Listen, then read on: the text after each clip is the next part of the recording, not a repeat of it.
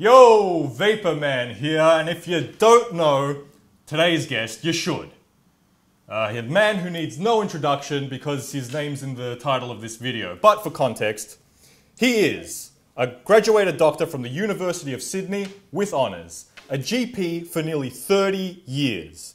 He is a past president of the Australian Association of Smoking Cessation Professionals, Australia's peak bodies for experts in that field. He has published many peer-reviewed journals, and he is a reviewer for a range of medical journals such as British Medical Journal, Drug and Alcohol Review, Harm Reduction, Journal, Medicine Today, and the prestigious Cochrane Tobacco Group.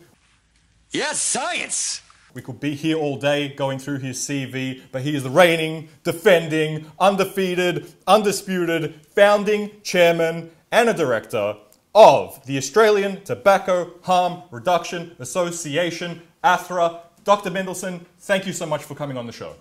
Oh my God, what a welcome. Thank you. I'm glad to be here. All right. Enough of all that. Lives are at stake. We've got questions to get to. The first question comes from a user on Reddit, on the Aussie Vapers subreddit, username DragAndyY. He wrote a lot, but this is the short version.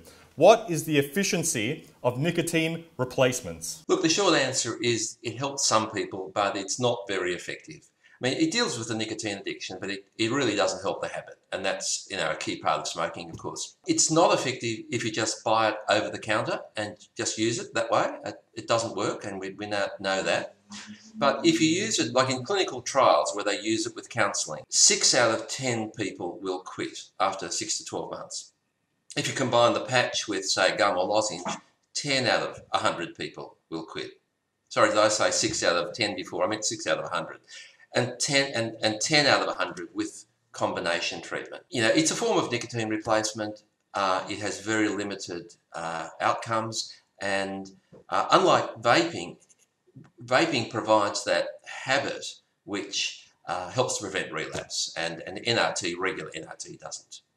I also watched another one of your interviews. You said something along the lines of regular nicotine replacement is somewhere between 2 to 15% effective, and vaping is around 80% effective. Is that accurate? No, not at all. No, the 15% applies to other treatments, but the best you can do with nicotine replacement therapy in combination, which is the best way to use it, is 1 in 10 people will be successful. DragAndyY also claimed that he read somewhere that Nicorette is partially owned by Philip Morris. Can you confirm or deny? No, that's definitely not true. Definitely not true. Some of the cigarette companies are investing in gums and sprays and nicotine pouches, but no, not in Nicorette. DragAndyY, now you know. The next user on the Aussie Vapers subreddit is Psychological Cut 780. They ask, why, in your opinion, Dr. Mendelsohn, after years of indifference, is the government getting involved in vaping now? Exactly why they're getting involved now, I don't know. But vaping is much more visible now. The latest survey, national survey from last week, found that there are 520,000 vapers in Australia, which is extraordinary. The cat's out of the bag as far as vaping is concerned. So I think the government's aware of that. And most people are doing it illegally, so they sort of feel they have to perhaps take some action. But there's widespread hostile opposition from most Australian government health authorities and public health experts. They're sort of talking to Mr. Hunt and informing him that we shouldn't be allowing vaping. And that's based, I think, on just ideology. The idea is that we've always told people, just quit. And of course, most people can't, or many can't. And we now have an effective way of preventing them from dying, but that's not the way we've approached tobacco in the past. It's always been about quitting. Quit or die, right. Quit or die. I don't like the last of those two options. Now, to my questions. So you came on the Vapor Man show. You're going to expect a lot of softball questions from, somebody who's pro-vaping like me. So let's jump into the first one. Are you, or have you ever been in the employ of big tobacco? Absolutely not. I expect to get asked that question because if you read the media, you'll hear that I am. That I've taken... Twiggy Forrest went on 2UE once and said, I don't believe anything he says. When Alan Jones asked him, he said, he's just paid by big tobacco. And recently in the Fairfax media, there was a statement that I'm paid by big tobacco. It's absolutely not true. Never have been, never will be, never taken any money from e-cigarette companies. I do this because it saves lives. And I'm a doctor, and To me, that's the key. So you've never taken any money from any e-cigarette companies or anything, not even a Coke and a smoke? No. Well, Doc, Never. Doc, I owe you a medal and a Mars bar at the very least. Okay. Recently, speaking of the media, there have been stories about vaping on ABC Radio, which I called up on the Talkback Radio, and did a review of ABC's news report on the television. And I was wondering, there were a lot of anti-vaping voices on those two programs. Were you approached for a comment on these stories? No, I wasn't. Yeah, look, the ABC has been fairly opposed to vaping. I mean, very opposed to vaping. It's an understatement. Really. And that particular show that you're referring to, The Conversation Hour, it featured two well-known anti-vaping people, experts, and it featured a lot of callbacks from vapers. I wrote to the producer the day before and said, look, these are my credentials. I take a different view to those experts you've got. You know, for a bit of balance, perhaps you should allow me to be included in the show. And they wrote back and said, oh, look, it's mainly about callback, and yeah, we've kind of decided what to do now. So I listened to the program, and it was really outrageous. So I rang in during the program, and they said, oh, yes, we'll get you on. And I waited and waited and waited, and I wasn't allowed on. But, you know, with listening to the program, I know you listened to this particular program, the experts made many false and misleading statements about vaping, and there was no one to challenge them. The host was mostly pro-vaping, but the outrageous comments were just not challenged, and I think that's a really, really poor form from the ABC, which has a policy of balance. So, in fact, I made a formal complaint to the ABC about this. I sent in a document to complain because they've breached their editorial policy in many ways. There were many breaches, and you know, I think that needs to be made clear and needs to be made good. And unfortunately, there is a lot of media bias against vaping. I mean, you'll hear all the anti-vaping stories, but the pro-vaping stories aren't as interesting and they don't get the same coverage. Doc, for your information, I actually called up, I got onto the radio channel late. I called up maybe after the expert was talking, and they said, we'll see if we can squeeze you in, and they squeezed me in. I don't know why they didn't squeeze you in. Yeah. Wow. Yeah, that's a bit of a worry. Yes, that's a lot of a worry, which is one of the reasons why I'm making this channel and why I wanted to have you on as my first guest. I need to grab my clutching pearls for the next question, which is the ABC is fixated on child smoking and child vaping. Doc, you know the statistics. What are the statistics on smoking in children before vaping was invented, so before like 2005, in comparison to now? The whole story about youth vaping is pretty much fake news.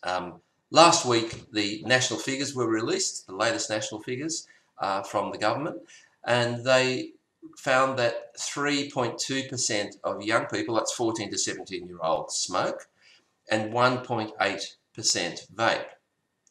But the point is that most of those vapers are actually already smokers. And vaping by non-smokers, which is what we're concerned about, is actually very rare. They found that 1 in 200 people in that age group who hadn't smoked were vaping. We don't know how often they're vaping, but it's probably very infrequent. In the US, in kids who haven't smoked, 70% of them vape 1 to 5 times a month. So even though the number that's vaping is very small, the actual amount of vaping in that group is actually tiny, because most vaping by kids is just experimental. It's short term, and there's no convincing evidence that it leads kids who don't smoke onto vaping. You know, this whole gateway thing has not been proven, and I don't think it will be, because the evidence suggests from overseas that vaping is actually reducing smoking rates in kids. So since vaping came on the scene, smoking rates have fallen faster than ever, and we think vaping is actually diverting kids from smoking. So, you know, the whole thing is a beat up. You know, based on the evidence that I've read, the whole thing's a beat up. Well, kids were smoking when I was in high school. Seeing as I got an expert on, and let's talk a little bit about peer-reviewed studies. Now, I'm a fan of vaping. I want vaping to become more accessible and regulated in Australia for adults and people who do smoke. So I'm very pro that, but I'm also more pro the truth. So when I take a look at the peer-reviewed studies, some are very anti-vaping and some are very pro-vaping, both are peer-reviewed studies. Can you explain the discrepancy, seeing as it's your field of expertise? Yeah. Look, I can tell before I read a paper, based on who's written it, what the outcome's going to be. Vaping's very polarized, it's ideologically driven, and there's a lot of bias. You know, science shouldn't be like that. But people apply their prior beliefs, and they look for certain things that they're wanting to find. So, yeah, there's a lot of bad science. So, you know, scientists are responsible for cherry picking the data. So they'll refer to the studies that support what they want to, what they believe in. They'll ignore the ones that don't. They exaggerate the harms. They'll say, "Oh, we found a tiny dose of this in the vapor. Isn't that terrible?" But of course, we all know that tiny doses are irrelevant. They talk about results from animal and cell studies. We found in an animal that there were these changes in the cells, but we don't know that that translates to humans, and nearly always it doesn't. And they'll confuse association and causation. That doesn't mean the vaping caused the smoking. And they have, you know, unrealistic expectations about vaping, which don't apply to other things. They say, well, we don't know in 30 years' time what's going to happen with vaping. Well, we never know in 30 years' time with anything what's going to happen. But you base decisions on, you know, the evidence you have, and the evidence shows that vaping is so much safer. So there's a lot of bad science, and it's disappointing because it's hard for people to interpret what's really happening. I'm not a doctor, I'm not a scientist, but I used to smoke and now I vape, and from self-experimentation, I can say colloquially, or whatever you want to call it, that it has definitely improved my health. So long-term effects, who knows, but spot on the money there, Doc. The next question is, how much tax revenue does the government generate from tobacco taxes in this country? And where is that money spent? Yeah, this is another sore point. So the government made last year $17.4 billion from tobacco excise, and then plus the GST. So they're charging about $1 a stick for tobacco tax. Very little of this is spent on smoking. In fact, so there's a real conflict of interest. I mean, the government's addicted to this money. They need the money, and yet they say they want people to quit smoking. It's the fourth largest tax we have after personal tax, GST, and company tax. It's a huge tax, and they give very little. Greg Hunt made a big announcement that they were allocating $30 million to a stop smoking campaign over several years. That's just like such a tiny fraction of the 17 billion. So it's really, a lot of smokers feel exploited. You know, they're told that we're taking the money because we want you to stop smoking and we'll help you to quit. Actually, it's just going into consolidated revenue. It's helping to balance the budget. Speaking of conflict of interest, if all these people in anti-smoking sort of jobs, if everybody quit smoking, they'd be out of a job, right? And vaping seems to be pretty effective. Anyway. Yeah, if you work for the Cancer Council, your job is to have these campaigns and pay your staff and to do the research. Well, you know, if people switch to vaping, they're in trouble. And I wouldn't say that they're driven by that, but, you know, it's an interesting observation. Yeah. Well, enough of my constipation theory. Now, we know that smoking is dangerous. We don't know that vaping is dangerous or not dangerous. We don't know 100% for sure because it's fairly new. It's not like smoking has been around for 50 years. But let's just talk about nicotine, the chemical that the government is looking to ban from importing into the country come January 1st. Is it dangerous? Is it a carcinogen? And how does it compare to another legal drug like caffeine? Yeah, look, the dangers of nicotine is one of the greatest myths. We've been talking about this for years, and I've written articles about this.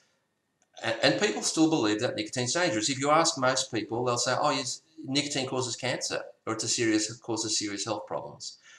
What kills people, of course, is the smoke. When you burn tobacco, you make thousands of chemicals, and that's what kills people.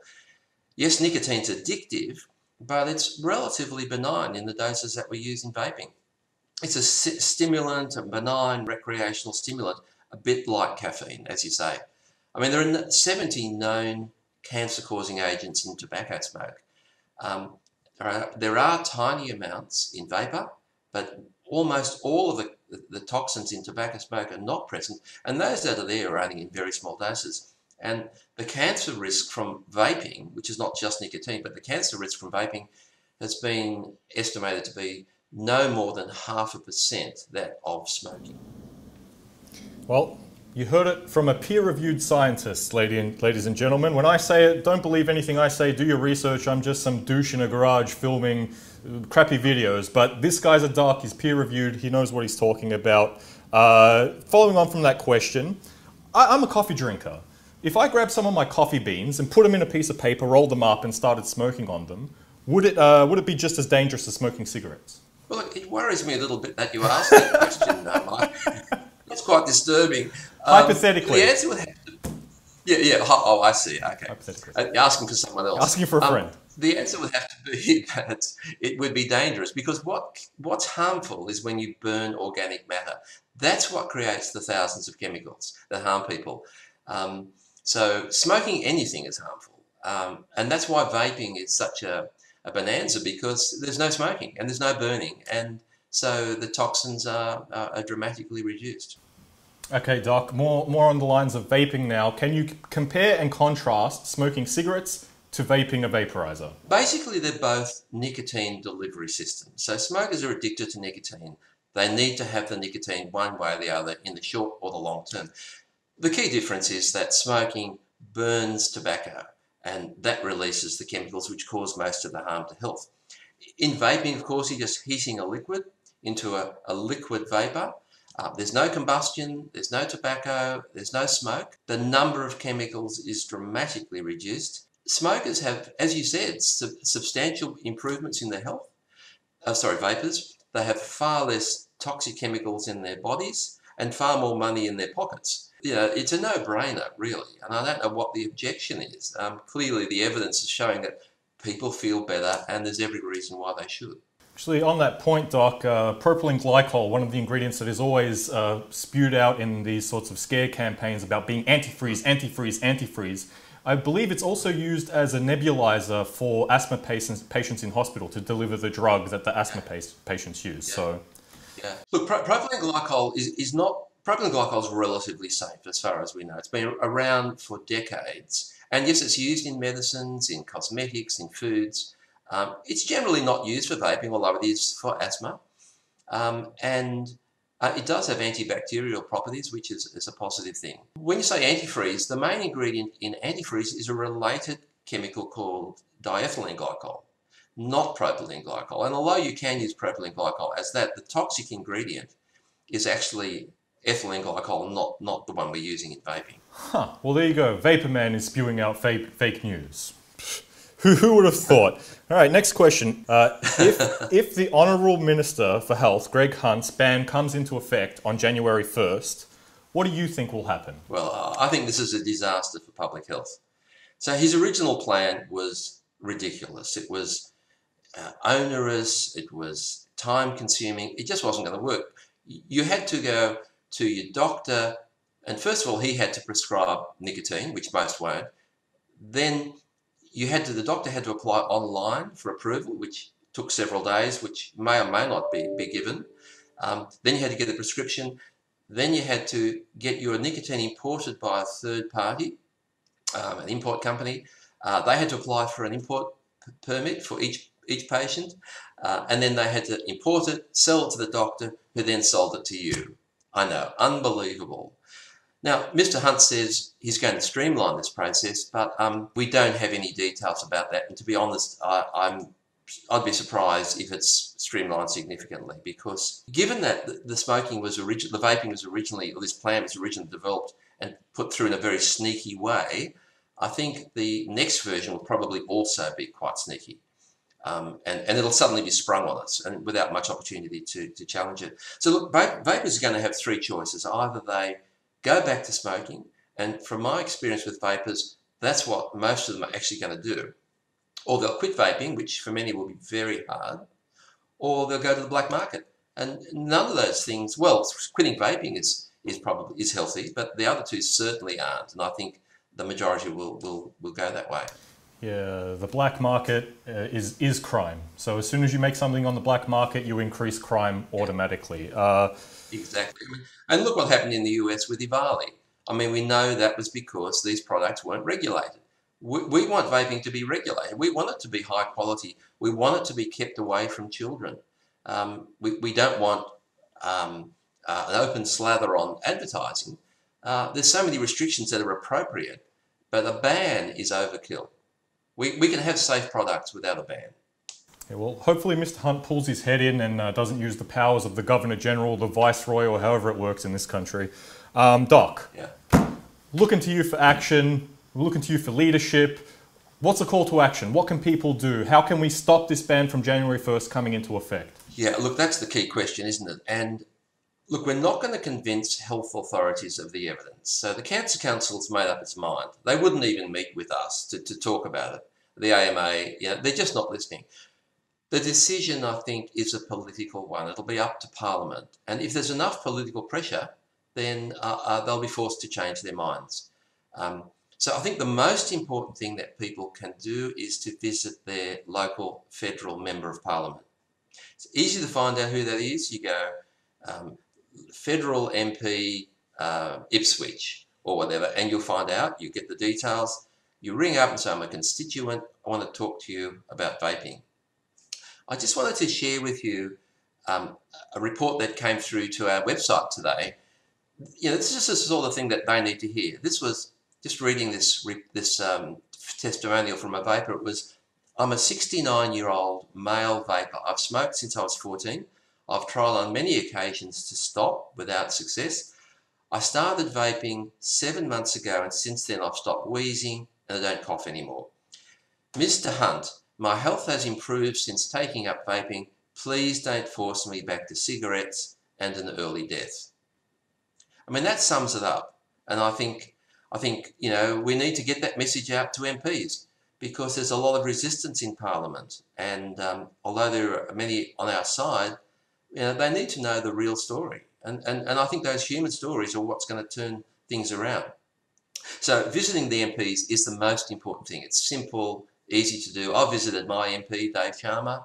He said, yep, I'm on your side. And he was. And he signed that petition, that letter that recently went to the Prime Minister. So the second thing you can do is write a letter to the editor of your local newspaper. The MPs read that. And it gets the community talking. It realises that, hey, this is working for real people in my community. You can ring your local radio station, talk about vaping. If I might be so bold, you could make a donation to ATHRA, which is tax deductible, and we will certainly fight for you. You could sign the Legalise Vaping Australia petition, which is going to be presented in Parliament.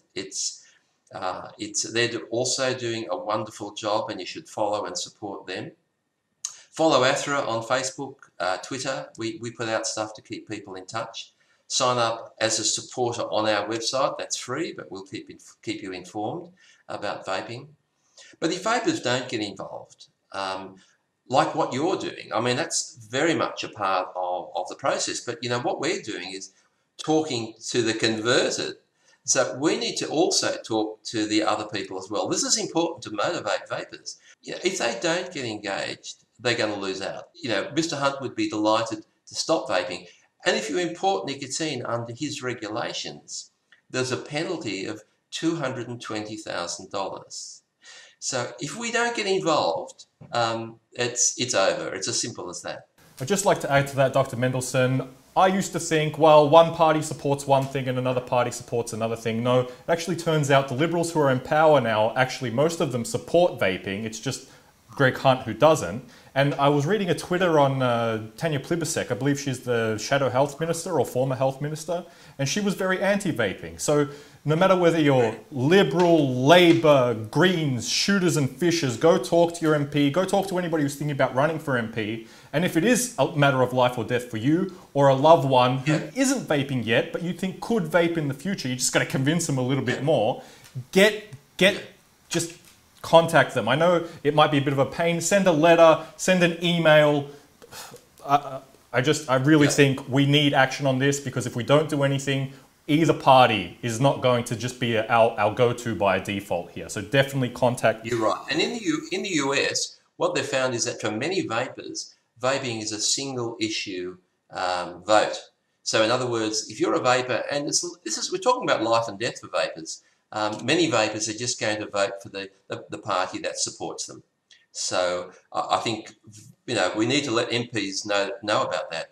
I'll just say a word about Tanya Priblip a second. I think she's a very good politician. She's smart and switched on, but she's got this idea, and she's written about this, that vaping is just a big tobacco conspiracy.